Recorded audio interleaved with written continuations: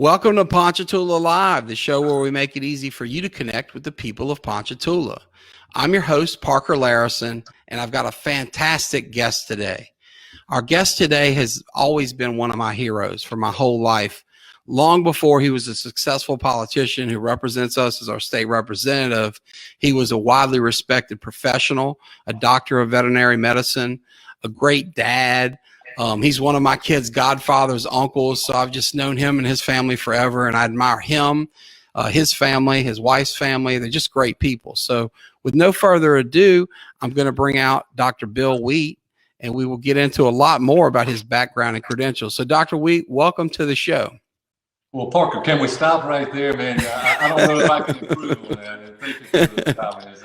You're being modest. I didn't even get into all the many accolades you've won. We've got folks here with us, a former Citizen of the Year, a former chairman of Ponchatoula Area Recreational District.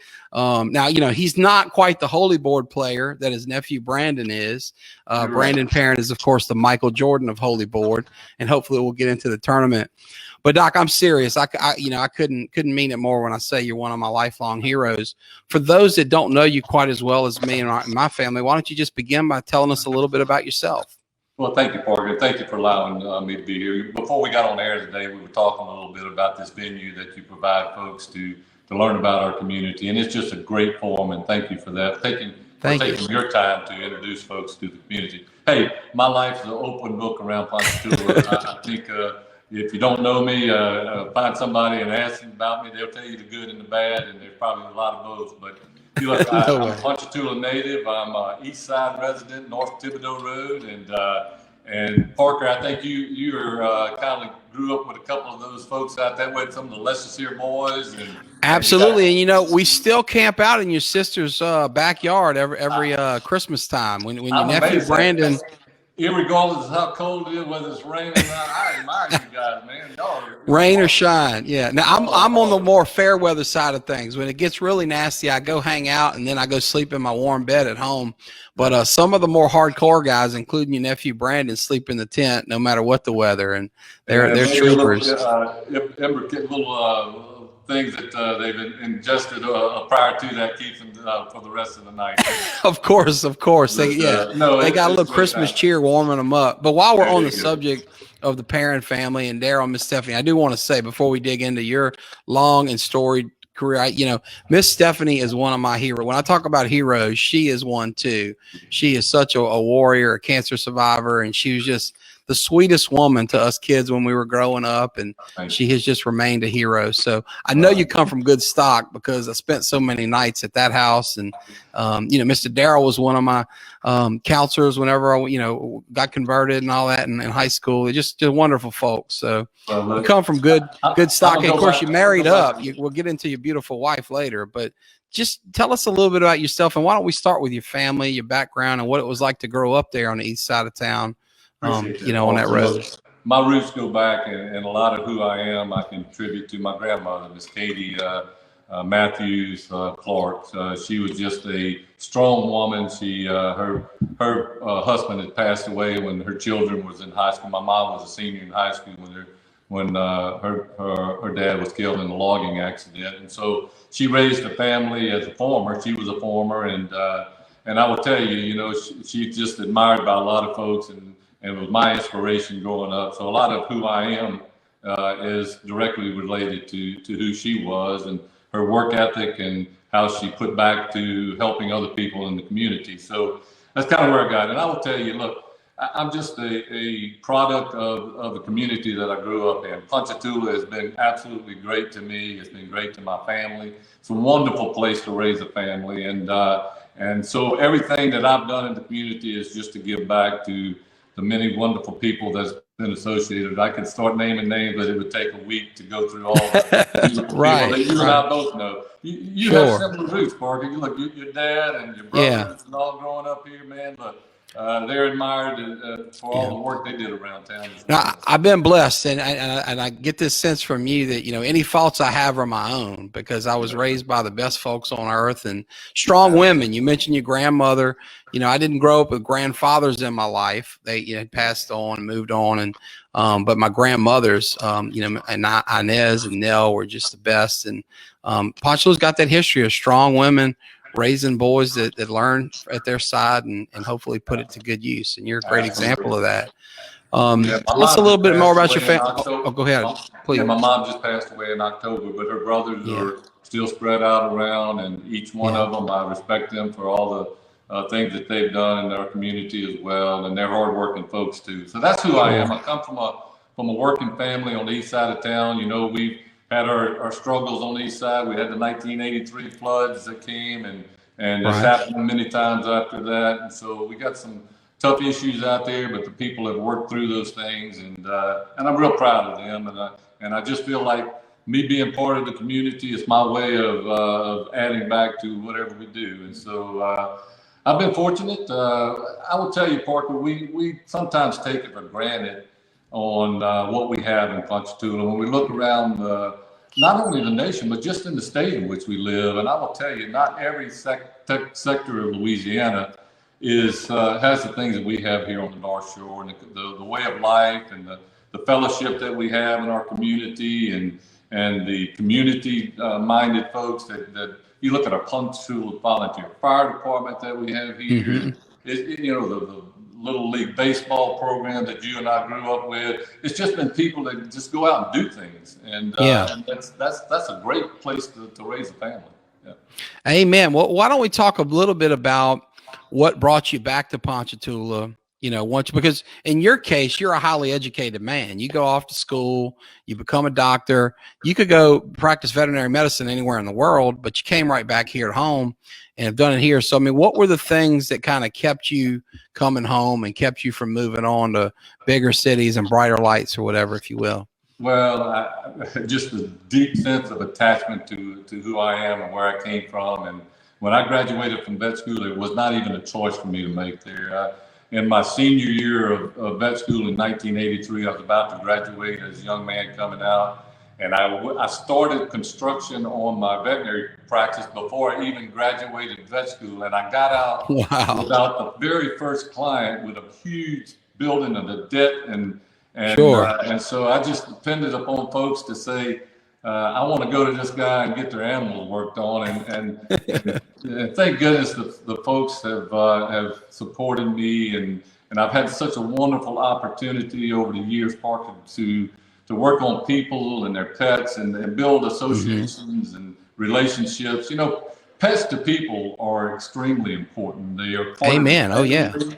And it's where that bond that you just can't replace in no other way in life. And so for me to be involved in that human-animal bond and helping folks with their animals over the years was just been a blessing to me. And it helped me to understand people and how to help people and what the struggles they were going through. And so, that my profession was a blessing to me. My community was a blessing to me. I've just been a fortunate guy. Hey. Yeah. And you're right about that connection, that human-animal bond. I'm 44 years old. My dad's pushing 80. I can remember him crying only twice in my life, but once was when his favorite dog, Brooke, passed away. So, it's that important to people. It's that big a deal. So that makes the work we do so important in life. Their kids, obviously, and their family is paramount important.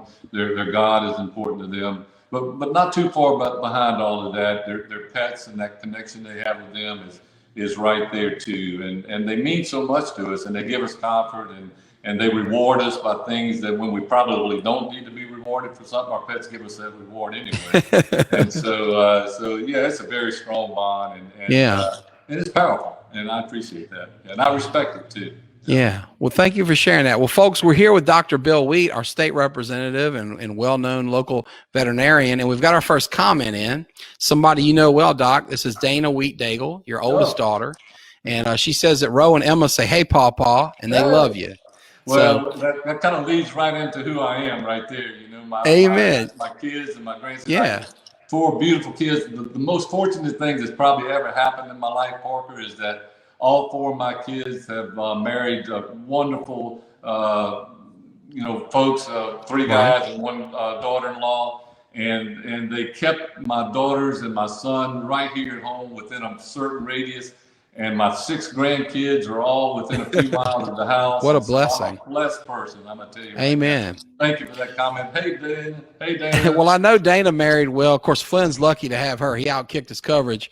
But I actually grew up spending many nights in his house when I was a kid. His big brother and I were preschool playmates, and our moms are friends and really good folks. Back when they lived on Easy Street in Hammond, we had a blast at the Daigle house. So no roughhousing going on there. None at all. Of course not. Yeah. Folks, so as I mentioned, we're here with Dr. Wheat, and what I want to do, Doc, if you don't mind, is have you tell us a little bit about your childhood. You know, we could talk about the people, the places. You talked about playing ball, Little League. I mean, when you were a kid growing up in Ponchatoula, who were some of the people that meant a lot to you? It could be family, friends, coaches, teachers, you name it. But let's just talk about some of the people in the good old days that meant a lot to you when you were a kid, before you even went to high school, off to college, and became a veterinarian. Well, one of my inspirations, a person that I always looked up to, actually, we talked about a little bit, but I didn't call him by name, Dr. Ronnie Matthews. Ronnie was born with some developmental problems in his legs, and he went on to be a great orthopedic hand surgeon, practices in Zachary's, and he's just been an inspiration because he never let any handicap that he ever had say that he couldn't do something in life. And so when I looked at him and see his work ethic, I could remember being told that when Ronnie was a child and all the rest of the family was out there picking strawberries, Ronnie was crawling down the middle of the rows, carrying his carry and picking strawberries right alongside everybody else. And so that's cool. That's absolute inspiration of mine in my early days. Amen. He was a true, and still is, a true LSU fan. So baseball, basketball, whatever it is, he still goes, he still participates. So I get some of my LSU allegiance from him as well. And then as we move on up in life, I'm going to skip to a little bit further down the line here. And, you know, we've had some really great administrators in our high schools in Ponchatoula. We have a lot of storied individuals there. Parker, I went into a restaurant in Hammond just a couple of days ago, and who walks in with his daughter, Melly Bacher, and Mr. A.J. Bacher, right? The best. What a legend. Absolutely. And so we actually got together and shared lunch together and had the opportunity to rehash some things and some of the things I messed up on high school and how he straightened it out, put us on the path to doing better things. Isn't that great that Mr. AJ can still remember that all these years later? I mean, it truly is, man. He's amazing. When you sit there and talk about it, he has the passion that he had back then. I was afraid if I messed up, he was going to do something and maybe he would break the paddle out right away there. Right. But you know, but he always shuffled that disciplinarian over to another inspiration of mine, Miss Dot Waldrop. Miss Dot was such a strong woman and so gentle, and she knew how to handle kids. She knew how to be tough with us. She knew how to nurture us. And so she was another favorite of mine and somebody that really helped drive me. My ag teachers, Mr. Powell, Mr. Morrow in high school. So, you know, what can I say about them guys? They're also legends around town, and we appreciate all the folks that they worked with in school. And so, so that's some of the folks around town. I could go into a lot of coaches, little league things, and there's just so many people. Parker, well, like you say, there's way too many to name. But while we're on the topic of Ponchatoula High School legends, we've actually got a comment from one here, from the state champion coach, Trisha Landesh, your sister-in-law. And she says she loves the voice of Ponchatoula, which, of course, is Dr. Wheat. She says, thanks for all that you do for her and the Lady Wave basketball team. Coach, thank you for tuning in.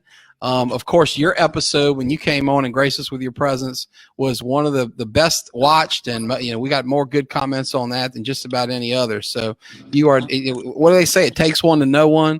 She's a local legend like you, Dr. Wheat, and y'all seem to produce a lot of those in your family.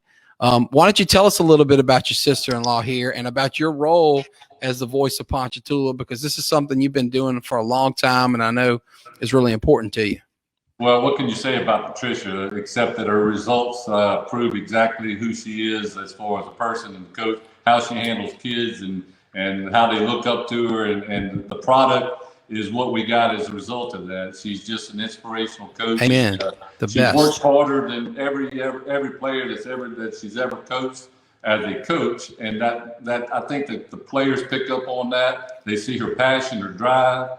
And so it kind of leads from there, and then the fundamentals take over from that point. So we're very proud of Patricia and the family and all the work that she's done. She's certainly a proud product of a dad who loves sports. Her dad, Dennis, and so we could talk. Speaking of local legends, of course, folks, for you newcomers, that was Mr. Dennis Hebert, who had Dr. Wheat's job as state representative for, I believe, 24 years. Is that right, Doc? That is correct. Yeah. So that's got to be cool to have that job back in the family. Tell us a little bit about that and what that might mean to you personally, to be in your father-in-law's, old position serving our community. Well, thank you for that, Parker. And Dennis, when he was here, he served at a time in the legislature when there was a lot of turmoil between business and industry and all going on. Right. And he was always a representative of the working folks, and everything that he ever did was to try to make sure that those folks had a fair shake at things. And I respect him for that. I sometimes in the legislature, when we have tough issues going on over there, I said, what would Dennis do in this situation? And so I think that's he certainly has a lot of storied history and things that he's done. And when I talk to people in Baton Rouge, a lot of the folks that work with him, I still get to see him over there, and they remind me what a gentleman and what a kind person Dennis was. And to have a gentleman and a kind person in Baton Rouge is probably right. the easiest place to have that happen. But sure, and to have one who could still be effective, right? Because not only was he such a gentleman and a great man, but he got things done. He really produced a lot for our community, and he's just a great leader all around. And Parker, one of the really great things that happened to me when I got to Baton Rouge, they asked me what seat that I want to have, and of course the seniority takes over seats and where they want to sit at in the legislature. And as a newcomer in there, they asked me where I'd like to be, and I said, well, I'd like to be on the center aisle in the back row back there, because that's where my father-in-law sat. And lo and behold, that's the desk that they gave me. So that's cool. Dennis's old desk. So how cool is that, right? That's really cool. That's a God thing, right? I mean, that's got to be, folks smiling down from heaven and giggling at that. That's really cool. Now, Parker, before we leave on to there, I want to get to the most famous of the Hebert daughters, and that's the one that I married, and that's Andy. Okay. Hey, I'm glad you're getting there, because I definitely want to hear this story here. We all want to know how you pulled that off, how you made her your bride. So please tell us about your beautiful wife and how you met and the whole shebang. Thank you for that. Yeah, Parker, I tell you, back in high school, I was a junior and she was a sophomore, and she had a friend that she was kind of wanted me to meet, and she was talking for the friend to me, and I was more interested in Andy than the friend, and as we went along there, it kind of evolved into a relationship. And so our relationship started back in high school, my high school sweetheart, and that's so cool. Ultimately, and I graduated in 1976. We were married in 1978, and she worked harder than I ever did, putting me through school with First Guaranty Bank, and then she moved to Baton Rouge with me, worked at a bank in Baton Rouge, and so look, just the backbone of our family for sure. What a success story! All these years later, 4 beautiful kids, and how many grandchildren do the two of you have now? We have 6. Of course, everybody's grandchild is the most precious and beautiful grandchild. The smartest and most beautiful, no, for sure. But I'm a little biased here. We have 6. We have. But yours really might be. I mean, looking at your beautiful daughters and beautiful wife, it's possible you might literally be telling the truth when you say that. Again, I'm a little biased here, but I think there could be something to that, Parker. I have 6 beautiful, two girl grandbabies, and 4 little boys. We had this unique situation this year. I had 3 of my grandbabies on the same t-ball team out at the park, and I'm gonna tell you what, that was just a blast. And let me tell you, I learned that the hard way, because they whipped up on my team. My little boy Luke played for Strawberry Castle, and all I can say is thank God they don't keep scoring t-ball, because those weak girls were coaching and playing, and they all your kids are good athletes. And I'd like you to tell us about your involvement in all the youth sports parks here in a bit. But they didn't play, man. They took care of their business out there. Really good team.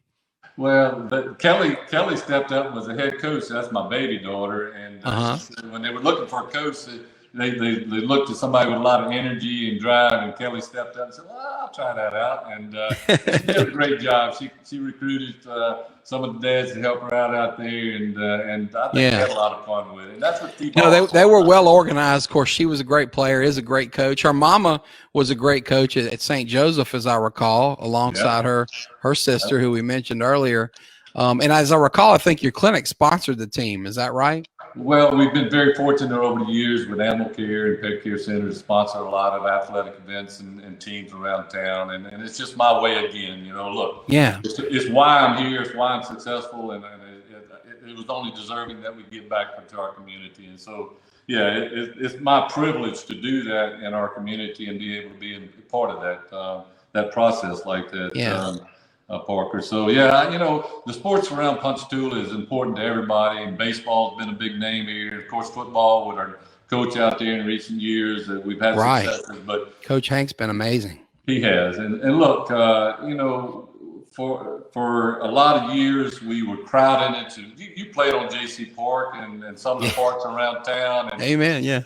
And then our community got so big that we had to look at other places to put all these over – 1,200, 13-year-old kids that play in our program. Let's talk about that, because you didn't just write a check to sponsor a team like my firm and many other businesses do. You gave back, not just by coaching and being out there with daughters, but actually running these parks, right? Were you the chairman of PARD? Tell us about your background. I know you did Dixie Youth Board, the boosters at the high school level. Tell us about how you volunteered in our sports community here locally. Well, first of all, I want to say whatever I did there was I got more enjoyment out of it than I ever put in it. So I worked hard, but it was the passion that I got out of it was much more with the productivity and the fun part about it. So Parker, I wasn't on the initial board that created the Ponchatoula Area Recreational District on Hoover Road. But I was involved with. And that would have been more Julian Dufresh, Gary Stanga, Danny Dufresh, those guys, right? Linda Byers. Linda Byers, of course, Coach Tom and Larry, was on the original board, and I was there helping behind the scenes, but eventually, I was elected as chairman of the recreational park out there, and I spent many years as chairman and had the opportunity to see a lot of developmental things that happened. And again, that's the jewel that we have in Ponchatoula that Amen. is just envy of a lot of places across the state. When we host a tournament out of our place out there and they come and see the facilities that our youngsters have to play in, they see the walking track, they see the beautiful gym, they see the aesthetics of the park, and it just makes me very proud to be a Ponchatoula. When we have that. And I'll give you an example of how you've inspired other communities, one close to ours. A dear friend of mine, Jason Hood, is basically the George Washington of the Hammond Area Recreational District and Chavapila Sports Park. I mean, Jason just retired after 10 years of service on the board, like you, many years as chairperson. But he was the driving force in passing the tax to build it and building it and running it, et cetera. And he told me many, many times that you and your colleagues at PARD went above and beyond to help them get started. You gave of your time. You went and walked every inch of your place to show them things, talk about all the many things y'all did well, tips on things you might do differently if you were doing it again, But anyway, I know that you've been really generous, and that's a good example right there up the street in Hammond. They now have a nice park, many years after we built ours, but it wouldn't be half of, the operation it is if you weren't so generous and sharing with them to say, we don't want this just in our backyard. We want to share this kind of game plan with the world. Well, so I really commend you on that. Jason and the crew did a great job out there. When they were talking about putting a park on the airport road on the other side of the interstate, folks said, what the heck? We got one right here already. And I said, you cannot have enough recreational places for kids to go. Let's do it, man. And right. Figure out how we can work together and make this happen. And so, they're complementary, right? I mean, they have some overlap. They both have baseball parks, but they do more soccer than we do, and we're more baseball centric than them, and we're more community driven, and they're more hosting out of towners, and it all works, right? I mean, it's all good for this community. And it's a good synergism park where the two parks have their own identity and yet the same purpose. We want to keep kids involved in sports, keep them out of the bad things into the good things. And so that's exactly what's happening in our community and our park systems around town. And we got so many folks that have worked so hard over the years. And certainly I don't take credit for everything that's happened out there. I'm a small part of that process, but my part of it has been extremely enjoyable over the years. And I just can't tell you how much it meant to me and my family. We spent more time out at the park than we probably did anywhere else, except one of my favorite pastimes, Parker, and that is Tazewell River Rat down there. Yes, let's talk about river rat life, because I know you and your family have had camps down there forever. And my favorite aspect of that has to be the annual Holy Board tournament. Now, I joked earlier, your nephew Brandon is the Michael Jordan of Holy Board. But I'm going to ask you to get into the tournament and how, where it is and how y'all go about putting it on. But first, most folks, maybe many folks, don't know what Holy Board is. So tell us a little bit about what that game, that sport is, and then we'll get into the great tournament y'all host every year down the river. So many years ago, I can't claim credit for inventing the game, but we were on the very initial first stages of that. Carol, Andy's sister, one of her older sisters, had a camp that we stayed at when we were building our camp. And so we started playing a game down there with a board and these little metal washers where you try to ring the hole. If you watch cornhole, you see a little bit of similarities, but this is, I think people say cornhole is the poor man's holy board, if you will. There you go. I like that. And so we started playing this game in the yard, and it just caught on. We other people would stop by and say, "What the heck are y'all doing? I hear these metal things clinging on the board." So they got there and they started playing, and it just became a thing. Okay, and so we said, "Well, we'll draw up a bracket. We're going to see who's the best one that ever played this game." And we started doing that. And then over the years, I think that happened, I don't know, way back in, I think we're in the upper 20s number of years that we've been hosting a tournament down there. And the thing got so big at one time that we actually had to limit it, believe it or not, because we didn't have room down there to park boats and all. And so we have this thing on the river called the Lower Tangipahoa River Holy Board Tournament. And every Labor Day weekend, it's a big event. Of course, COVID kind of messes up last year, but folks come from all over the place. They think that they're the best one that's going to play this game, and then they get themselves down there and they get humbled by Daryl Perrin and Brandon Perrin and all the folks that we got down there. And what has happened in the last few for a years, while, they were getting humbled by grandmas in your family. It wasn't just Daryl and Brandon. Let's talk about that too. Some of the best Holy Board players are some of the women now. We got a doubles tournament and we got a singles tournament. And so these folks get out there and they put on their display. Look, it's fun, but yet it's serious. Look, when they get out there and play this game, and the beauty of the game is it doesn't limit anybody. We have a kids tournament, and they can get out there and throw washers, and some of the older folks can get out there and play. It has no limitation on who can enjoy it, and so it welcomes everybody in. And it's just been a great thing on the river for folks to get together, enjoy one another company down there. We're a big family down there. When Holy Board time comes, everybody comes and sets up and starts cooking. We have a set of cooks that come back every year and cooks jambalaya and whatever. And we had a band at one time. We had to actually stop doing the band because it just, again, we had so many folks there. And so there's not much dry land down there on the river. So I mean, what little you have, you need for playing and standing, right? So so the reward for winning the tournament every year, we got this huge tournament. And you get to have your name on the tournament and your camp name that you represent, and you get to take the big trophy to your camp for a year, and then at the next time it kind of rotates out, whoever wins at that time, and you go around the base of this thing and you work up with these name plates, and unfortunately the name that rings the bell almost every time, you got a pair in here, and maybe skip a year and you got a pair in again. So, I don't know. I think they were born with a natural way of the arms developed in Europe. Well, look, hey, certainly there's a lot of natural gifts there, and God deserves all the credit. But I got to tell you a story too. In addition to Brandon being my oldest son's godfather and Brandon being my classmate from kindergarten and 12th grade, for many years, he was also my next door neighbor, right? Our backyards basically touched.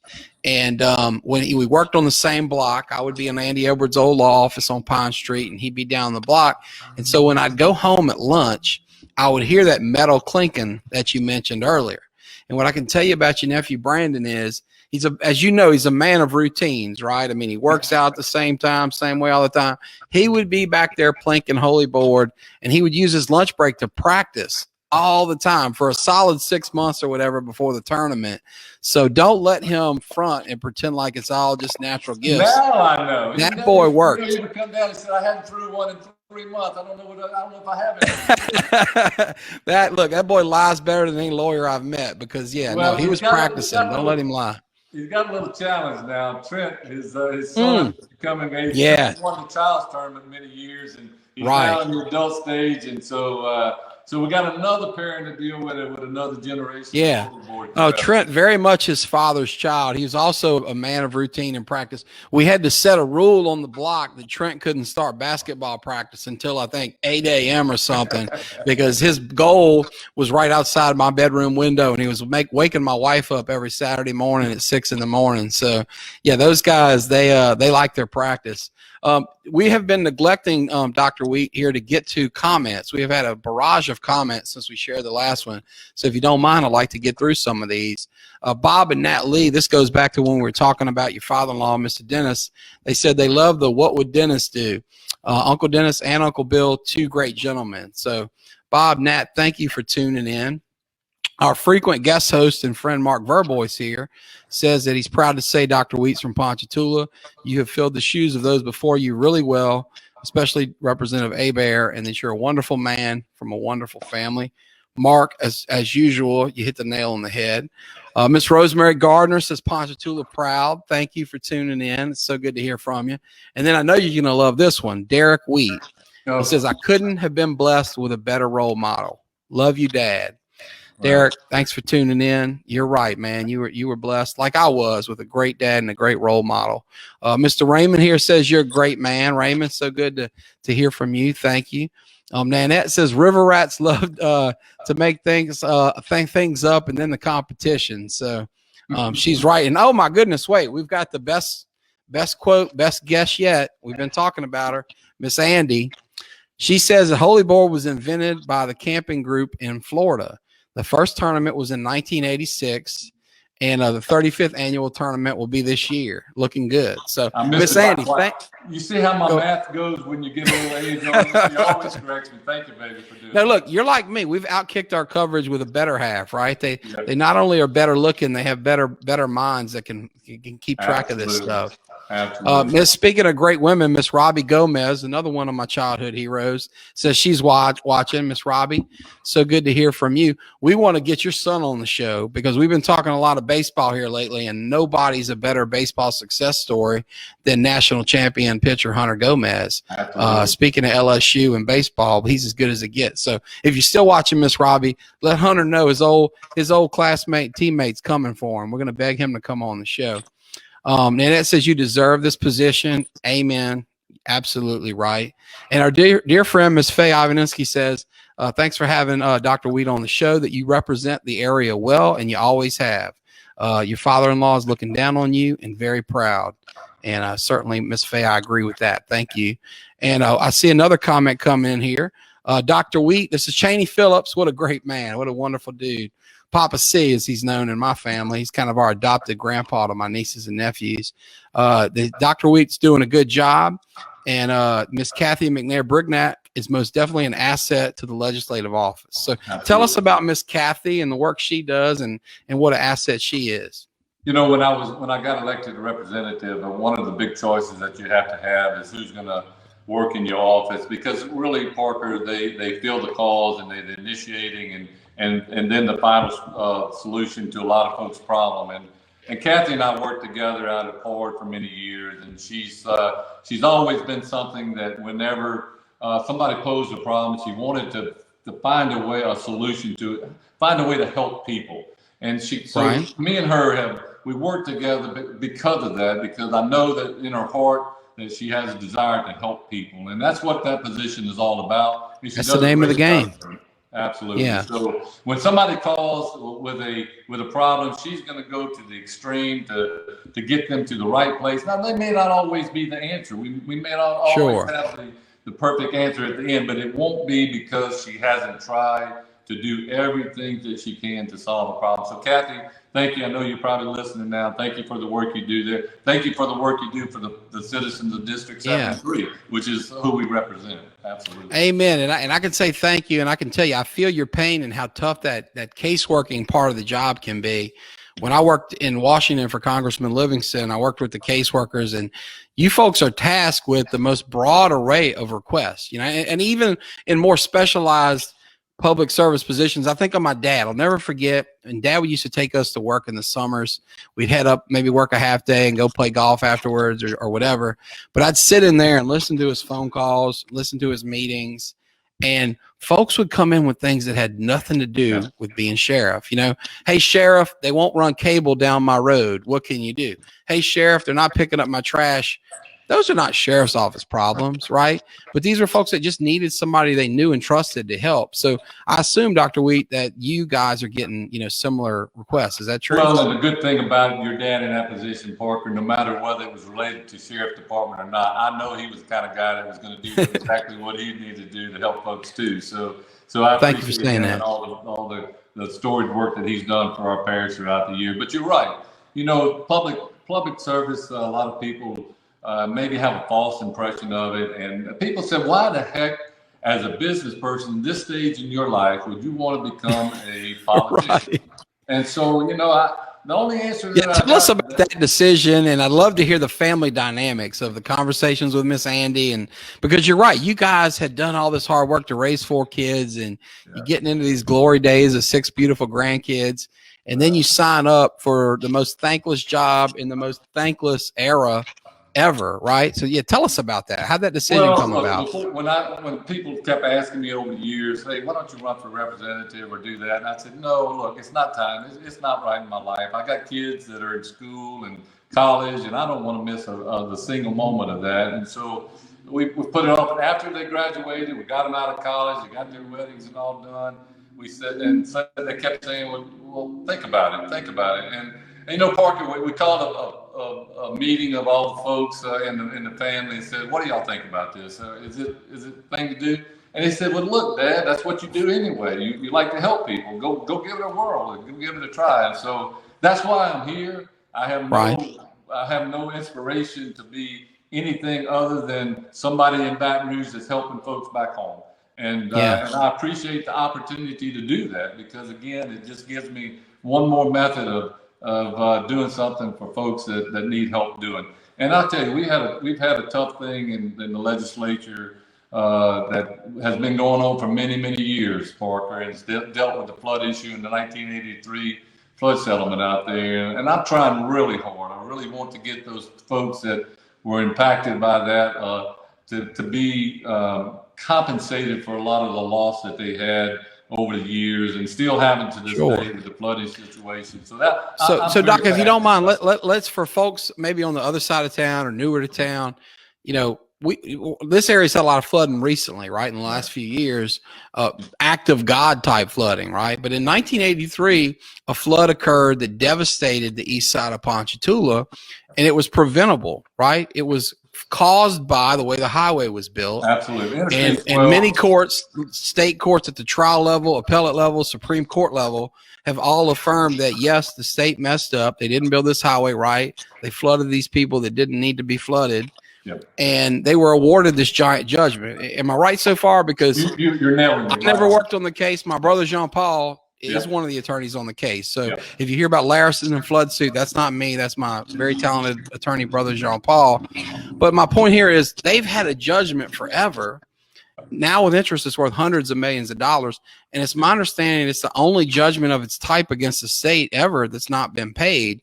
And we've seen people, recently we interviewed Mr. Reggie Peavy, and we talked about his heroic next door neighbor, Mr. Hollis Poche comes to mind, an old, late strawberry farmer. We've seen countless dozens and dozens, maybe hundreds of people like Mr. Hollis who were awarded, judgment in their favor, but they didn't live to ever see it, right? So I'm sorry to hijack the discussion, but I just want to make sure for folks that are new to this and didn't grow up with it like your family and longtime residents, that they kind of know what we're talking about. So please, take off from there. I just want to make sure folks know what we were talking about. High points there, and I appreciate you. You got a good grasp of what's going on there. What I will tell you is this. Our folks out on the east side of town that have been involved with this flood thing for many years, been devastated. Their property values have been devalued. The inheritance that their kids inherited is not what it should be as a result of that. And look, you're right. People have been put in front of them that have been paid judgments over the years, and we've been patiently waiting our turn, and we keep getting told that time and time again. That's not who Louisiana is. Louisiana is a state that should take care of their responsibilities, and their responsibility in this situation is to make right a wrong that was done to some folks out there. And I'm very passionate about it, and I won't give up as state representative. I don't know how successful I'm being. Yeah. We moved the ball a long ways in the past session and got some money in the pot. But we're not at the end of that rainbow yet. We're going to get some more, and we're going to make things right for those folks. Well, thanks for fighting for the people here, because I know it's important, and I hate to see so many more family members. You look at the class representatives who started the suit and how so few of them are still around. Right. And I just hate to see folks with this false equivalency of, oh, well, all these other poor folks in Livingston flooded, and I don't diminish what they went through. My wife's family's out there. It's terrible. But, that was caused by an act of God. This is a different thing. We should have had better engineers and a better system to build it. Absolutely. I want to share a few more family comments here, because you've got, your sister-in-law chiming in here with a very powerful comment. She talks about how she knows that your parents would be so proud of the man you are, and you're an outstanding man. And of course, Miss Patricia, I agree with you wholeheartedly. Your wife, Miss Andy, said, oh, this is cool that you and your dad rescued people in a flatboat during the flood of '83. Can you tell us about that? That's pretty exciting. Yeah. So my dad was serving as back then it was police jury, not parish councilman now. And so when the flood came through, and my grandmother called early at daylight that morning, and I was happened to be home from school, my senior year of vet school, and she said, water's coming up. And we said, oh gosh, my grandma must be having a stroke or something. She must be thinking inappropriately. And so she said, the water's coming up and y'all need to get down here and help the cows. And so we headed down that way. And Parker, man, I could not believe what was unfolding in front of my eyes. It was water that was coming up at a rate you couldn't imagine. By the time I left my house to where the cows were on North Thibodeau Road, a mile down the road, it didn't take long to get there, but the water rose about 2 foot between there and the cows. And when we got there, we were floating cows on literally to a hay shed that was there. And eventually the road became impassable. Cars were stranded in the road. You couldn't see the cars anymore. Boats were driving down the middle of the road, and it was just unfathomable happening that in just a short period of time. And so Dad was involved with that, and we had the opportunity to help folks out. Unfortunately, we've had to do that same thing numerous times since then, and people have had flooded since then. So we want to get that solved. We got to do something better than that, and I'm working hard on that part, Parker. Well, thank you for that. And you think about 1983. This is pre-Twitter, right? I mean, that had to feel like a Noah's Ark type moment, right? I mean, you're sitting out here in your home that's been strawberry fields and cow pastures your whole life, and all of a sudden it's flooding up and turning into a lake or a rushing river. It was pre-FEMA. Today we have FEMA that helps with folks that are struggling with things.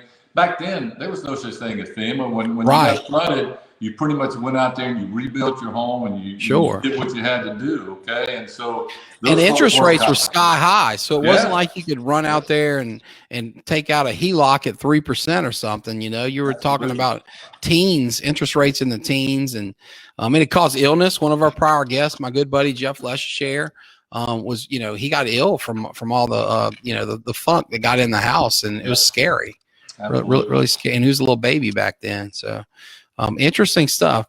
Well, tell us a little bit more about. Touch on the subject that you and I have in common. Go ahead, go for it. you're married to a Ponchatoula Strawberry Festival royalty, right? Absolutely. No, yes, I'm blessed to be married to the 34th Strawberry Queen. And my dad, like you, he was a Strawberry King. So, that doesn't mean anything for me, but I think that makes my boys princes or something, maybe unofficially, right? Yeah, but please tell us about that. Well, the king is always way secondary to the queen. Okay, Amen. We're just there. We're mainly there to make sure the queen is looking as pretty as she possibly can. So let's face it, the queen earns it. They go out and compete and earn it. And can we take a moment here to congratulate Strawberry Queen 50 Avery Myers, because you mentioned my wife, and she used to be roommates with another Strawberry Queen, the beautiful Emily Hatfield, and Avery, Emily's daughter, the new queen, lived with them. So, you had at that point, we didn't know it at the time, a 3-queen house, Yeah. And but Avery, I don't know if you watch this show. I doubt you do. You're young and out there living life, but we're very proud of you. You just earned the spot as queen on your 3rd try. She's gonna be a beautiful queen. You're so beautiful inside and out. You're so talented. You're going to make us proud. But please, Dr. Wheat, continue with your thought there. No, I was just going to say the Ponchatoula Strawberry Festival is so important to us around Ponchatoula, Parker. Everybody knows that. Amen. Unfortunately, we've had a couple of tough years here, but it's going to get back on track. And when they came to me the year that I was elected king, I said, you got to be. Was that 2017, Doctor? When were you king? 2017, yeah. Okay. And I said, gosh, there's got to be so many people in this community that deserve to be king. But I will tell you something. It was an honor of my life and a year that I will absolutely never forget. The folks around town were so welcoming. I enjoyed every single moment of it, except that the crown is so heavy it gives you headaches everywhere you wear it, and the smile is tough to maintain. Isn't that a famous quote? Heavy is the head that wears the crown, or something to that effect? Yeah, but you learn that the hard way. It just meant a lot to me to even be considered in that, and it was a privilege to serve as the Strawberry Festival King, and because we know what. But didn't you also serve as a member of the Strawberry Festival board before that? I did. Tell us about your service, and tell folks about how the Strawberry Festival is organized, because clearly it's the biggest thing in town. 250,000 people descend on this little town of mere thousands, but I think a lot of people still don't understand how it works. That it's not run by the city or the parish, and just give us a little window into how the Strawberry Festival works. Once again, volunteerism is what it's all about. It's truly a replica of what the Ponchatoula community is in whole. A bunch of citizens from different groups, like the JCs, the baseball program, the Kiwanis, the Rotary, and all have representatives that serve on the Ponchatoula Strawberry Festival board. Hardest working individuals throughout the year. We have the festival on one weekend a year, but they do so much things throughout the remainder of the year. And the focus of the whole thing is back to the community, because it's all community organizations that get on the fairgrounds and do their, like the Landrys have been there. There's a staple. Yeah, we've talked about them on the show before. The Landry Scholarship. They have raised tons of money for kids to go to college. And great example. The Brittany Landis parking. We parked cars right across from your office. In fact, we probably. You used part of my lot. Yeah, I was happy to be able to expand things around here and buy some extra parking in back so we could do more. Now, tell us about this. Was, of course, your niece, who tragically passed away at a very young age. Tell us about the great work y'all have done through her foundation to turn that tragedy into something that's really supporting the community.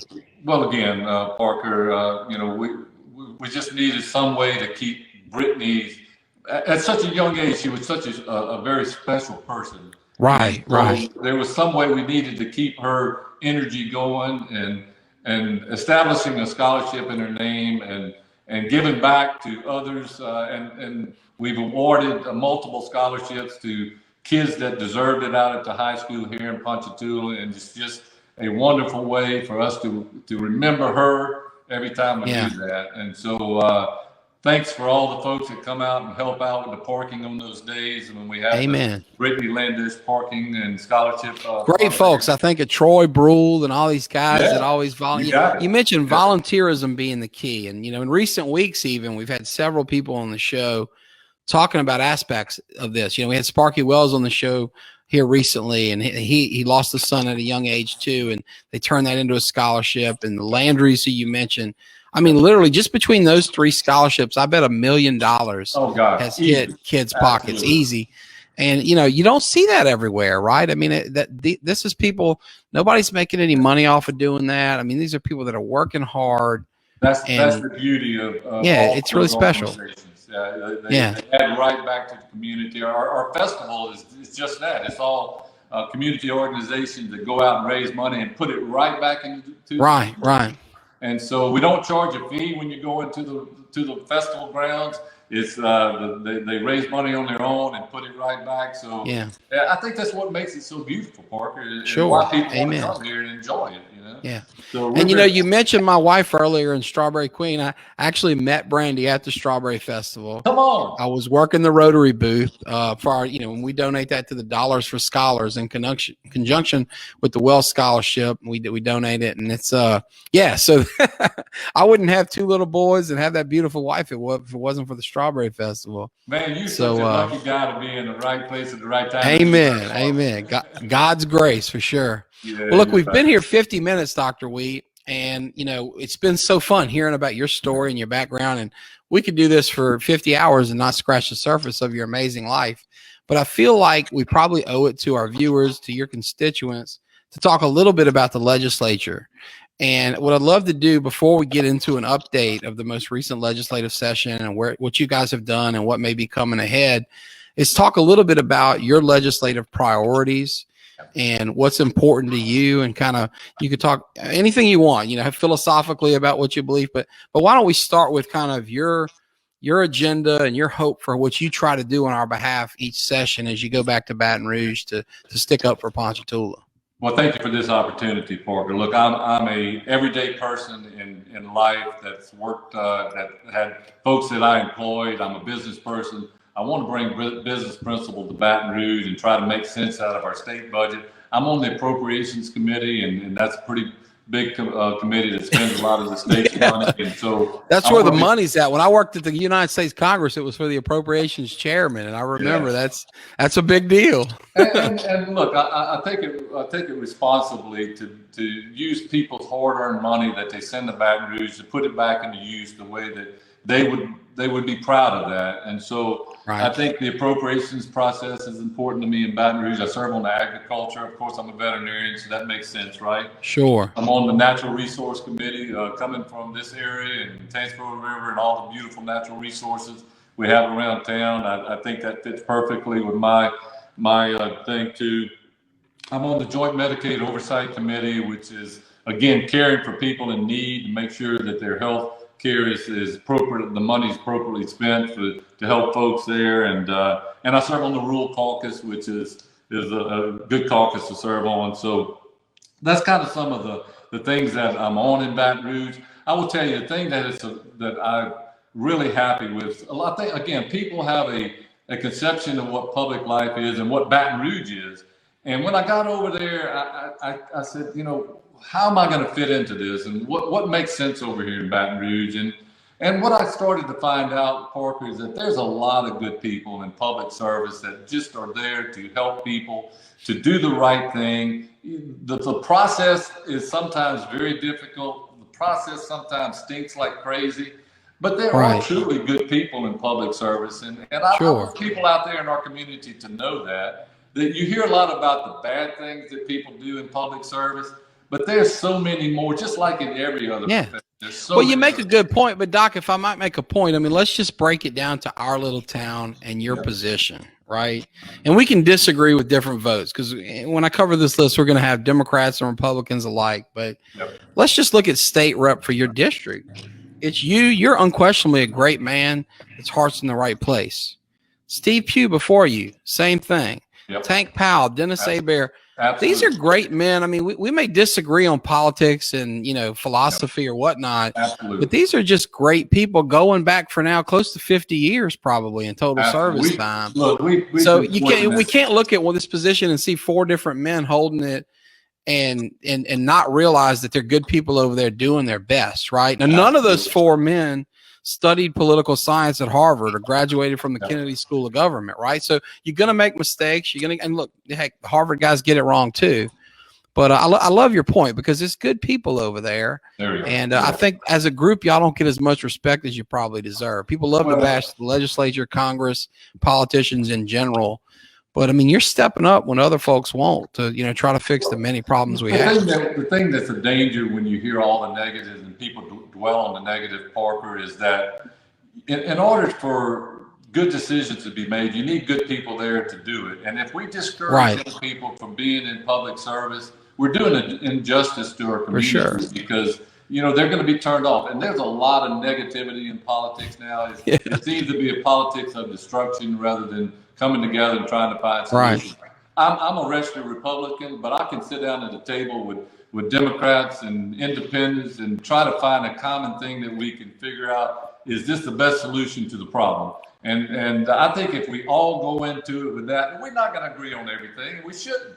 That's not the way progress is made. But at least be able to sit down in a congenial manner and listen to one another and find out what you have in common, and come up with some solution that makes sense to the people that you're representing. And I think if most people go into it with that frame of mind, we'll be better off, right? Amen. Well, tell us about this last session and a few highlights. And if you would, you know, maybe what you see coming up in the future. Well, I came in the legislature. We had a little over 40 new representatives come in all at the same time. And what I'm excited about, Parker, is that we've got a group of young legislators there that really want to make a change in Louisiana. They want to make a change for the good. We don't want to continue to be on the bottom of every good list and the top of every bad list in Louisiana. It's time for us to make a move in some areas. And we've taken on some pretty difficult subjects in the first 2 years that I've been there. We took on tort reform the first time we were there, and tried to figure out what makes sense in that situation. I think we come out with some pretty decent things there. We took on this year, our major focus was tax reform. If you look at Louisiana, we handle the way we tax our individuals in Louisiana different than every other state in the nation. And what that has put us into a situation of is that we're in a non-competitive environment when it comes to the way that folks want to come and live and stay in Louisiana, and especially businesses that come here, that want to come here with good jobs, that keep our kids at home, that they don't move to Texas to find a good job. And so our focus has been to take on some bold projects, see how it makes sense. Tax reform is some good things we did this year. It's going to go in front of the public in the fall, and we hope that folks pay attention and not just vote no, because when you see a tax thing on the ballot, you immediately say, "Well, that's got to be bad." What you're going to see on the fall is tax is a dirty word. It might as well be a 4-letter word, right? Well, but what you're going to find is that what we've done is a good start to get us on the road to a good path to change who we are in Louisiana. And so we're not afraid to do that. We're not afraid to take on some bold initiatives. We handle a lot of difficult subjects over there, and I'm very proud to be over there and just trying to listen and make sense of every one of them. I will tell you, every issue, Parker, there's somebody on this side of the issue that makes good sense. On the other side of the issue, somebody makes good sense over there, and so it's just a matter of finding what works best on every issue. Right. And sometimes the ones you say, well, this is not a controversial subject, you can talk for hours on it and it gets down in the weeds. And then sometimes you just can't figure out where the conversation is going. But look, we're working hard over there for the folks in our area. And we want to make sure that our quality of life and the way we treat people in District 73 is respectable, and we try to work with their problems. Look, I can run down the list. I know we don't have time, but tax reform, we're dealing with infrastructure problems that we're trying to work on with our roads and bridges, and election integrity. We did a lot of good things on that in this past thing. We did some pro-life legislation. We tackled early childhood education, that we know we got to get those kids that learn at a young age. We need to get them in the right environment for them to be able to be on the ahead of the game rather than trying to catch up as they go through school. And so we did some things there. A lot of other things. On the local situation, we got some projects with the roundabout on Hoover Road, Highway 22 East we're continuing to work on. coastal protection or with Lake Pontchartrain. So look, if you're interested in the subject, the best way I can put it, call my office, find out about it, ask questions, tell me what I'm doing right, tell me what I'm doing wrong, how can I help you? Yeah. Well, thank you for being so open and bringing that to us.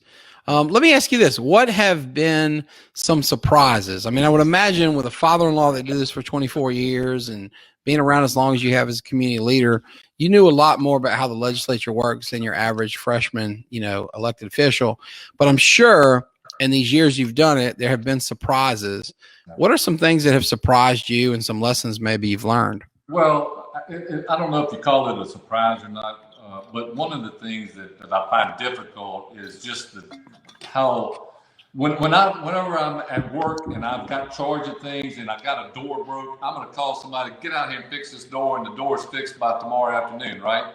In Baton Rouge, you got to go through a process, Parker. And you go through a committee, and then it goes to the House, goes to the Senate committee, goes to the Senate, and then it may go through tens of thousands of discussions, and so it takes a long time. And so I love that example. You got to go through the subcommittee on fixing the door before you get to the so that's the frustrating part about this job. I bet. I'm a results guy. Let's cut to the chase and get it done. But there's reasons for that happening. We got to make sure that we protect the integrity of the system and folks are not cheating the system. And so all those things are there for safeguards to make sure that it's done right. But it's a little too slow for me. And so that's, I bet. You can call it a surprise or maybe a disappointment. Well, tell me this. What are some things you love about the job? What are the things that get you up raring and ready to go in the morning? Well, I've met some wonderful folks that I've already developed a strong relationship with over there, fellow representatives and senators and folks that are in positions over there that are trying to do really the right thing. And so that's really a good thing because we're all motivated to do the right thing and to try to help people. So I'm excited about that. And it makes me want to get back over there. There's two parts to being a representative. One is what happens in Baton Rouge, and what is what's happening back at home and how you help people back here. And, which one is my favorite? I'm going to say back home, helping people on a one-on-one basis. But at the same time, being able to make a change for the whole state and to make our quality of life better for our residents of Louisiana is exciting to me, too. So I get excited about that. And so that's pretty powerful, Well, look, we've covered a lot of ground, Dr. Wheat. Both your family history, your career as a veterinarian and now state representative, and tons of public service. I want to before we wrap up, and we will do that soon. I know we're about to run over time. I'd like to ask you a little bit about advice you might give young people. So if you think back to your young self, you and Andy setting out, getting married 2 years out of school and heading out, hoping to one day have a successful profession and business, which y'all did. Young people who may be setting out wanting to serve the community, either through volunteer positions like you did with sports and the Strawberry Festival, or through actual elective public service like you're doing now, or young parents who just want to raise great kids that know how to act. What's some advice you would give to a younger version of yourself, or maybe the advice you give your kids now because they're at that age? But, you've learned so much in all these years. You shared a ton with us, but what's some advice you think would be important for our listeners to learn from your experiences? Parker, that's a good question, and thank you for that. I would tell young folks that don't be afraid to get involved with the process. Don't be afraid to make mistakes. Everybody makes mistakes. That's how we learn. That's how we build who we are and where we go in life. So don't be afraid to do that. Hold true to your convictions. I'm a very strong religious person, and I don't wish that on anybody, but I'm a Eucharistic minister at St. Joseph. Be active in your church and know who you are. Respect your parents. Develop relationships with folks throughout the community, because those relationships is who is going to propel you to the next level in whatever you choose to do, whether it's your profession, whether it's what you do recreational. It's a teamwork approach that you have. So don't be afraid to find out who your neighbor is living next to you and strike up a conversation with them and enjoy one another's company. You never know who you're what's going to develop out of that. So, be inventive, strike out on your own and try to figure out who you are. And when you find out who you are, work hard to achieve those goals and don't be afraid to make mistakes. Well, I'm glad you said that, because I pull up a quote here from your daughter, Dana, and she says, I can tell you what I learned from Dad. Work hard and be kind. And she posted that before you said it. So it sounds like you're my kids. I didn't call them each by name. Derek's my older with Jessica, and of course Dana's my oldest daughter with Flynn and Kristen, and she's married to Travis King, and then Kelly is married to Zach Turnage. And my inspiration comes back from them, because now that I'm older and I look at the way that they're leading their lives and what they're doing, and I said, wow, I could have did a little bit better in that area, right? And so well, you do have wonderful kids, but that's such a testament to what you and Miss Andy have done in raising them, right? Because I see them in action. We're all on the same carpool line over there at Strawberry Castle, and I'm playing on the same ballparks at Pard, and they're great folks. They're community leaders in their own right, and they learned that from you. It didn't just come naturally. Before we go, Dr. Lee and Dr. Wheaton, first I want to thank you. I know how busy you are, sharing your time with us. We really appreciate that. And we've run a little bit over our time. So thank you for your patience with that. Before we go, I just want to ask, is there anything else you'd like to share with our viewers, with our listeners? Anything on your heart, on your mind, anything at all that you think would benefit us? Yeah, Parker, look, again, I just want to circle back to where we started at and tell folks to look around the area that we live in right here and be thankful for it. Get involved with your community and add back to it. It's the rewards you're going to get back from helping somebody else is going to be far greater than you're going out and doing something for yourself. And so just be who you are, but be helpful to others, be mindful of others, folks. And I'm thankful for living in the community that I live in Ponchatoula, because it's awarded me all the successes in life that I have. My beautiful wife, Andy, my children, my grandkids, and all the wonderful friends and relatives that I have around me is right here in my wonderful Ponchatoula community in which I live. And so I'll end with that and say thank you for this opportunity to share that with your audience, Parker. Yeah. Well, thank you for sharing your time, your service, all that you have to offer with our community, Dr. Wheat. I did not exaggerate when we started this show when I said that you've been one of my lifelong heroes, and I'll close with that too. You're a great man.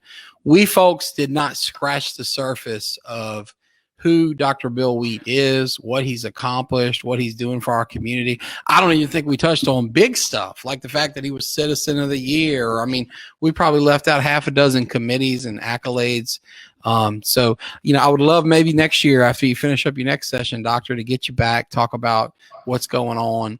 But you're such a tremendous community leader, and we thank you for your service and the time you spent with us here today. To our listeners and viewers at home, thank you for tuning in to Ponchatoula Live. We're happy to bring Dr. Wheat to you. We'll be back here next week. So I hope you all have a great weekend, and thank you again for being on the show, Doctor. Bye-bye.